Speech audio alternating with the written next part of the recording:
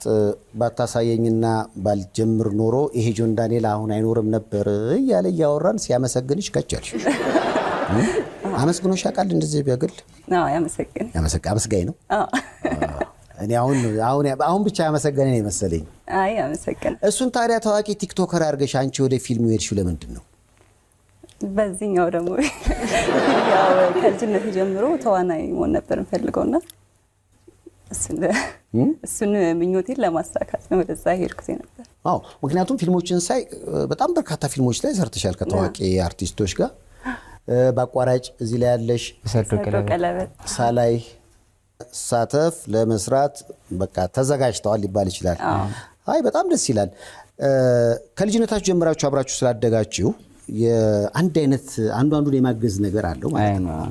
ቅድም እንደነገረኝ ቲክቶክ ያስጀመርሽው አንቺ ነሽ። ደግነትን የተማረው ከእናቱ ነው።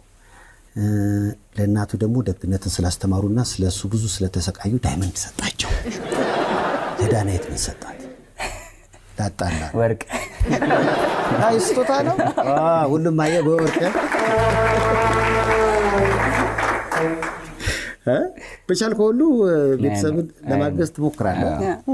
እስኪ ወንድምና እህት ያጣላል ያጣላም ትንሽ ጌም ላጫውታችሁ። ያስጣት እስኪ እስኪ የጆሮ ጌጥሽን ወስዶ ለፍቅረኛው ቢሰጥብሽ ያጣላል ያጣላም? የእናቱ ጅንጉርጉር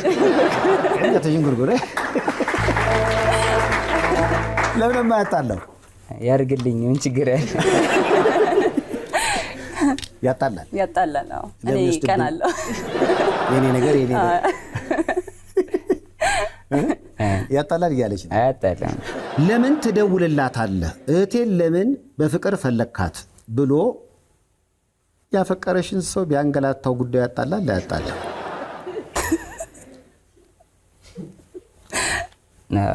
አጋጥሞ ያውቃል? አያጣላም። አዎ እኔ በቃ መንገድ ላይ ሰው እስከለፍ ከፋት ራሱ ጣላ ነበር። ዝም ብዬ ነበር የምደባደበው። አብረን በቃ እንድንወጣ አይፈልጉም እነ ማዘርም እነ ፋዘርም። እህቴን ለምን እንደምትናገረው ካያት ራሱ ሰው ቢያስከፋኝ ራሱ እሱ እንዳይጣላ ጸጥ ባልሰማ ነው። ግን እንደዚህ አይነት ወንድም ያለው እህት ብዙ ጊዜ የፍቅር ጓደኛ ለመያዝ ይዘገያል ይባላል። ምናልባት እንደዛ እንኳን አይደለም። ክሎዝ ነንና በጣም እናወራለን እንደውም። አዎ ስለዚህ የፍቅር ጓደኛ ያሽቀን አለ ተደብቃ ነው የምትይዘው። ከቆየ በኋላ ታመጣል። ቼክ አድርጋ ይሄ ሰው ለህይወቴ ይሆናል ስትል አንተም እንዲህ ትላለህ። አይደስ ይብሉ